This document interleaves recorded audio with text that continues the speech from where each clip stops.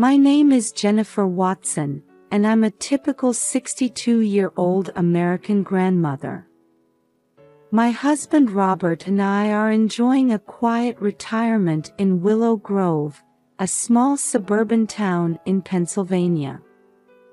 Robert is 64 and retired from teaching last year. These days, he volunteers at the local library and tends to his vegetable garden in the backyard. I work part-time at a nearby bakery.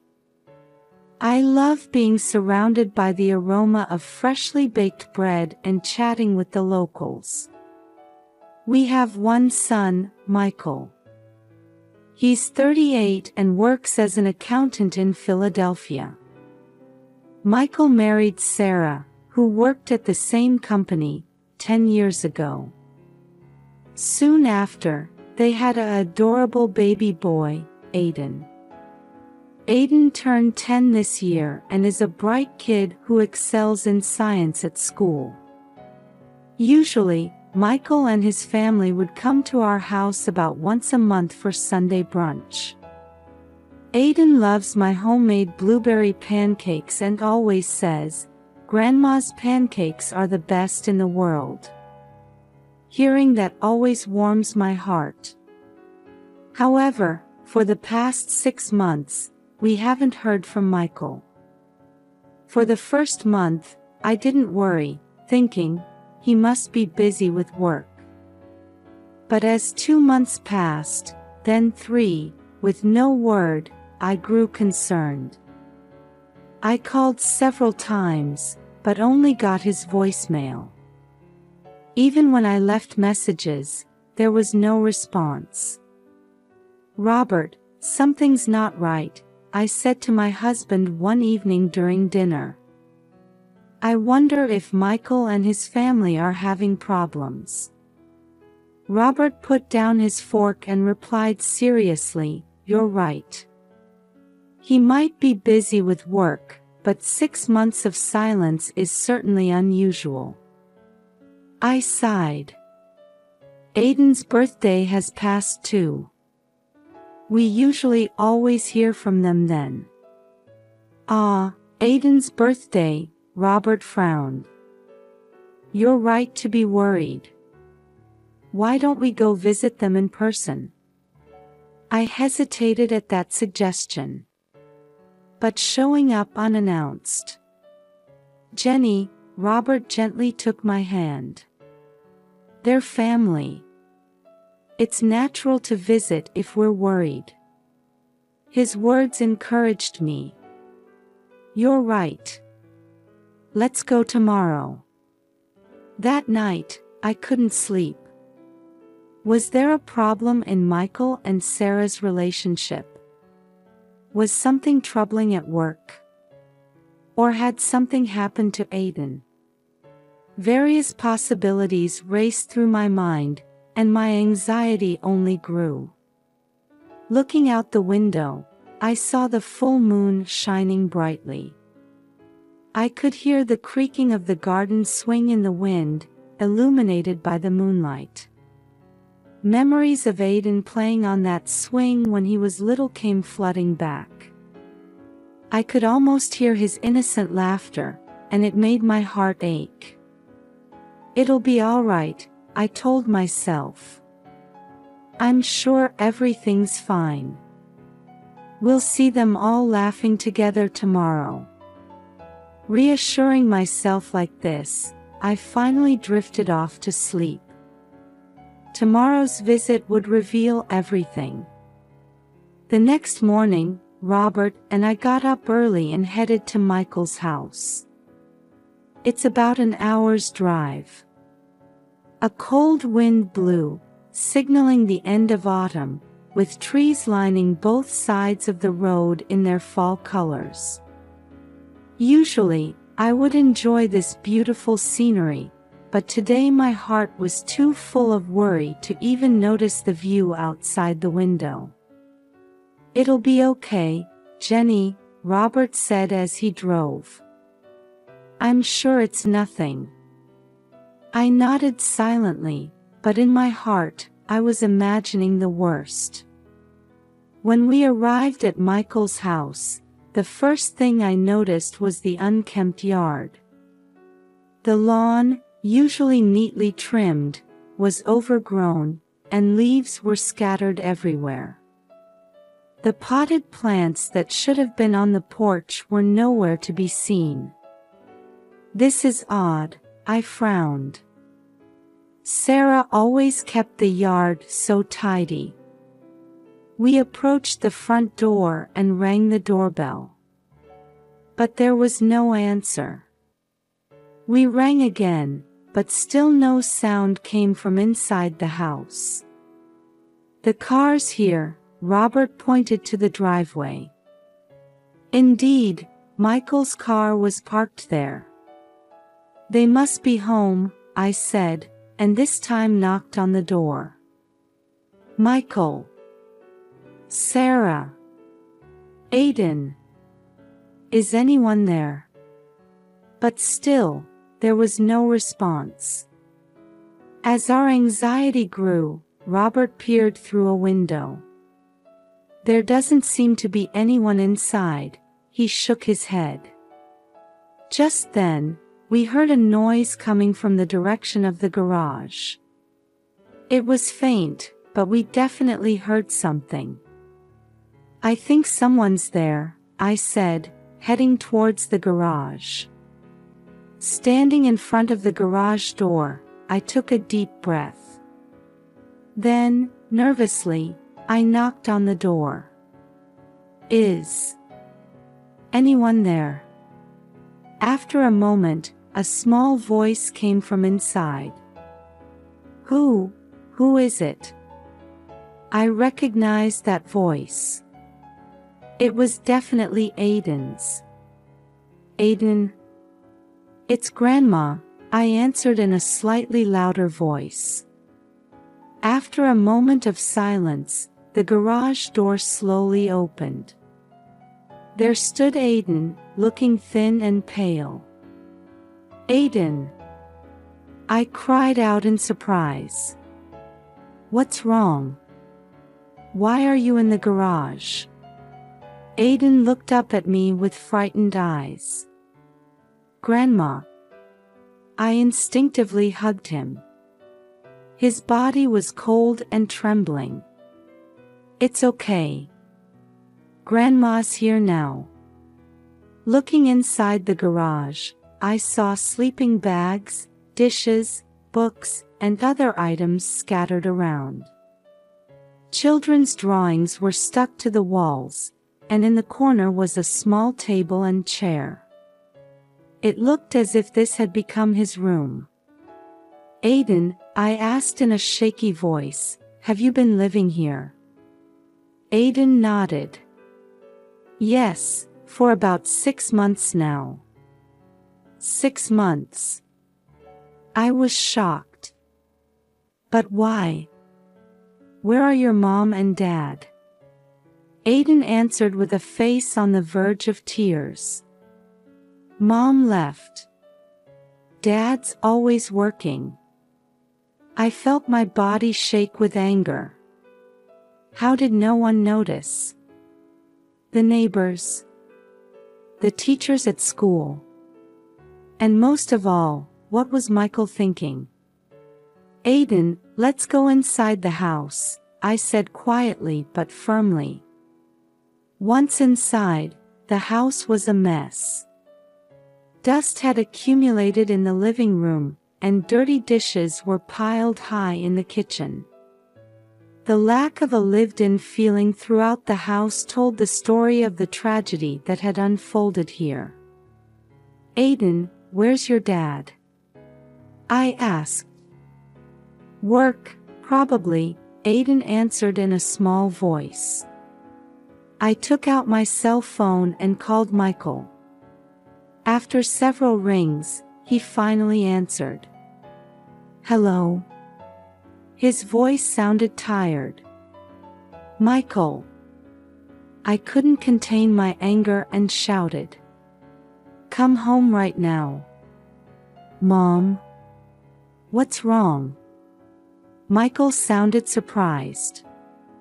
What's wrong? Aiden has been living in the garage for 6 months. I heard Michael gasp on the other end of the line. I understand. I'll come home right away. After hanging up, I turned to Aiden. He was looking at me with frightened eyes. It's okay, Aiden, I spoke gently. Grandma's here now. Everything will be all right from now on. I promise. Aiden nodded slightly and nestled close to me. I hugged him and stroked his head. And in my heart, I made a vow. No matter what, I would protect this child. While we were focused on comforting Aiden, we quietly spent time in the living room waiting for Michael to return. Robert was gently talking to Aiden, reading him his favorite book. Watching this scene, I was overcome with complex emotions. Anger, sadness, and deep regret. Why didn't we notice sooner? About an hour later, we heard the front door open. Michael had returned. When I saw him, I was even more shocked. His beard was unkempt, his eyes were red and bloodshot, and he had clearly lost weight. There was no trace of the once dashing son I remembered. Michael, I said, my voice trembling as I stood up. When Michael saw us, he flinched for a moment. Then, upon seeing Aiden, he collapsed to the floor. Aiden. Dad is, really. Unable to form words, Michael broke down in tears. I placed my hand on Michael's shoulder and said quietly, Michael, let's talk. What happened? Michael looked up at us with tear-filled eyes and began to speak in a shaky voice. Mom, Dad. I'm so sorry. I'm the worst father. Calm down, Robert said quietly. Tell us slowly. Michael took a deep breath and continued, seeming a bit more composed. 6 months ago, Sarah left. Sarah? I exclaimed in surprise. Why? Michael continued, looking pained. We hadn't been getting along well lately. I was irritable from work stress, and Sarah and I were arguing a lot. One day, when I came home, Sarah's things were gone, and there was a letter on the table. Michael took a folded piece of paper from his pocket. It was the letter Sarah had left. It said, I can't take it anymore. Maybe I wasn't cut out for this. I'm leaving Aiden to you. Goodbye. That's what it said. I gasped. I never imagined Sarah would leave home like this. And after that? Robert gently prompted. Michael covered his face with his hands. I panicked. With Sarah gone and the pressure at work piling up, everything started going wrong. I kept making mistakes at work, getting scolded by my boss. His voice was shaking. He had clearly fallen into a state of depression. But what about Aiden? I couldn't help but ask. Why in the garage? Michael answered painfully, at first, we were living normally. But I kept sinking deeper and deeper, it became painful to look at Aiden's face. He looks so much like Sarah, So you told him to stay in the garage? I couldn't contain my anger. Michael nodded slightly. I wanted to run away. From reality, from responsibility, from everything. The room was enveloped in a heavy silence. Aiden had been quietly watching this unfold, but suddenly he stood up and approached Michael. "Dad!" Aiden called out in a small voice. Michael looked at Aiden and started crying again. "Aiden! I'm sorry. I'm so sorry." Aiden silently hugged Michael. Seeing this scene, I couldn't stop my own tears. After a while, Michael continued speaking, seeming a bit more composed. I should have asked for help. But my pride got in the way. I couldn't talk to anyone. Even at work, they were concerned about the drop in my performance and suggested counseling, but I refused. "Michael," I said quietly but firmly, "you made mistakes. But it's not too late to fix things.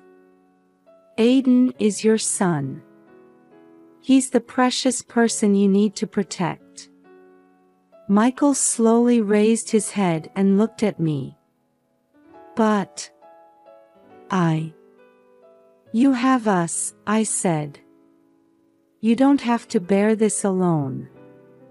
We're family." Robert nodded in agreement. "That's right, Michael.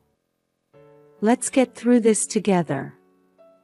Michael sighed deeply, and his shoulders seemed to relax a little.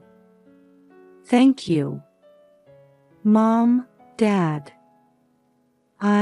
What should I do now?" "First, you need to get professional help," I said. "And then, work on repairing your relationship with Aiden. It might take time, but it will definitely work out." Aiden, still clinging to Michael, nodded slightly. At that moment, I felt the strength of family bonds. Yes, we're facing a big problem. But we'll get through it together. That's what family is for. "Come on, let's all have lunch," I said, standing up. "Then we can think about what to do next." Michael and Aiden nodded slightly, and we headed to the kitchen. It's going to be a long road. But we'll move forward, step by step, as a family. With this determination, I opened the refrigerator. After lunch at Michael's house, we discussed our next steps. Gathered around the kitchen table, everyone had a serious expression. "Michael," I cautiously began, "how about letting Aiden stay with us for a while?" Michael looked a bit surprised but quickly nodded. "That might be best for Aiden." Aiden looked at us with anxious eyes. "Am I going to be separated from Dad?" "No, that's not it," I gently explained. "Your dad needs a little rest right now. You'll just be staying at Grandma and Grandpa's house for a while. Dad will come visit you often." Michael put his hand on Aiden's shoulder. "That's right, Aiden. Dad will definitely come to see you. And we'll talk on the phone and have video chats too. We won't really be apart." Aiden seemed to relax a little. "Okay, but Dad, get better soon, okay?" At those words, tears welled up in Michael's eyes. "Yes, I promise." The next day, we took Aiden home with us. On the way, we stopped by Aiden's school to explain the situation. The principal was understanding and promised to send homework and class materials by email until Aiden could return. When we got home, Robert immediately started preparing Aiden's room. It was the room Michael used to use. Aiden looked a bit nervous, but when he entered the room, he seemed relieved. "Is this my room?" he asked. "Yes," I answered. "You can decorate it however you like." That night, after Aiden had gone to bed, Robert and I discussed our plans for the future. "Michael's treatment should be our top priority," I said. Robert nodded in agreement. "Yes, let's look into local mental health clinics. It should be covered by insurance." The next day, we called the Willow Grove Behavioral Health Center. Fortunately, we were able to get an initial appointment for the following week. When we contacted Michael, he agreed. "Thank you, Mom." Michael's voice over the phone sounded a bit more hopeful. "I'm really sorry, but I'll do my best from now on." "That's right, Michael. One step at a time." A week later, Michael had his first counseling session. That night, he called us. "It was easier than I thought." Michael sounded a bit relieved. The counselor really understood how I felt. "I'm so glad to hear that." I was truly relieved. After that, Michael continued with weekly counseling sessions. Gradually, I could feel the energy returning to his voice. Meanwhile, Aiden's return to school was also a challenge. He had hardly been to school for 6 months. We contacted the local Oak Lane Elementary School and explained the situation. The school counselor, Mrs. Johnson, responded to us. "I understand Aiden's situation. We'll do everything we can to help." Following Mrs. Johnson's suggestion, Aiden started by attending school only in the mornings for the first 2 weeks. Then, he would have special tutoring sessions after school to catch up. On Aiden's first day back at school, I went with him. At the school gate, Aiden stopped nervously. "It's okay, Aiden," I gently pushed his back. "Everyone's waiting for you to come back." Aiden took a deep breath and slowly walked through the school gate. That afternoon, Aiden looked a bit tired, but his eyes were shining. "Everyone remembered me," he reported happily. On the weekend, Michael came to the house to spend time with Aiden. Watching them play board games and play in the garden, I felt a warmth in my chest. "Dad, come again, okay?" As they were saying goodbye, Aiden hugged Michael tightly. "Of course, I'll definitely come," Michael answered gently. After Michael left, Aiden said to me, "Grandma, Dad seems a little better." "Yes," I smiled. "That's because we're all trying our best."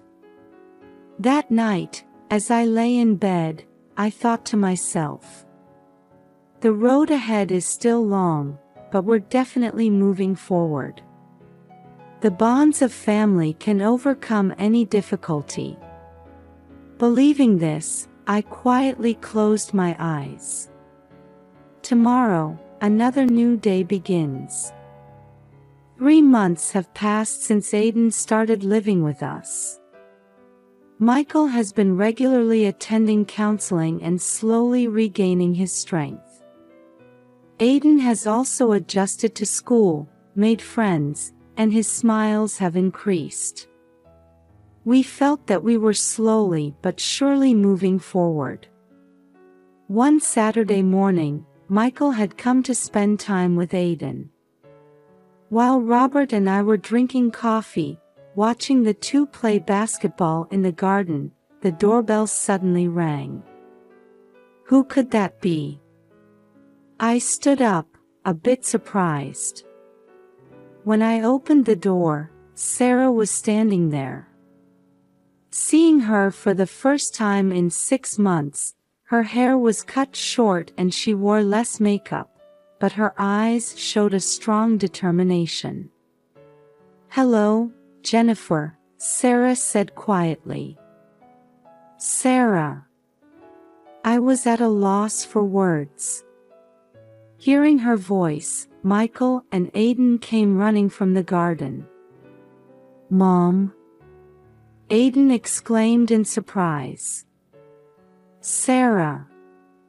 Michael's face turned pale. Sarah looked at Aiden and teared up.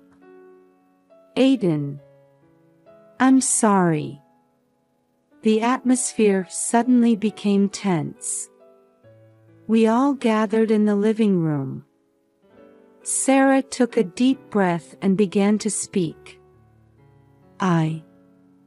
I've been facing myself for the past 6 months. I've been seeing a psychiatrist, and I've decided to come back to Aiden. Michael spoke with a confused expression. "Sarah, a lot has changed since you left." Sarah nodded. "I understand. But I have the right to raise Aiden. He's my son." At those words, the room seemed to freeze. "Sarah," I spoke carefully, choosing my words, "we understand that you've come back. But we need to think carefully about what's best for Aiden." Sarah answered with a serious expression, "I won't run away anymore. I want to live with Aiden. If necessary, I'll take this to court." At those words, Michael stood up. "Sarah, you can't." As the tension in the room heightened, Aiden spoke in a small voice. "What should I do?" We all looked at Aiden. His eyes were filled with confusion and anxiety. "Aiden," I said gently, "you don't need to decide anything right now. Let's think about this slowly." However, things progressed rapidly. The following week, Sarah filed a petition with the family court for custody. Michael also consulted with a lawyer and decided to take countermeasures. The initial hearing at the Montgomery County Family Court was filled with tension. Judge Brown quietly listened to both parents' arguments.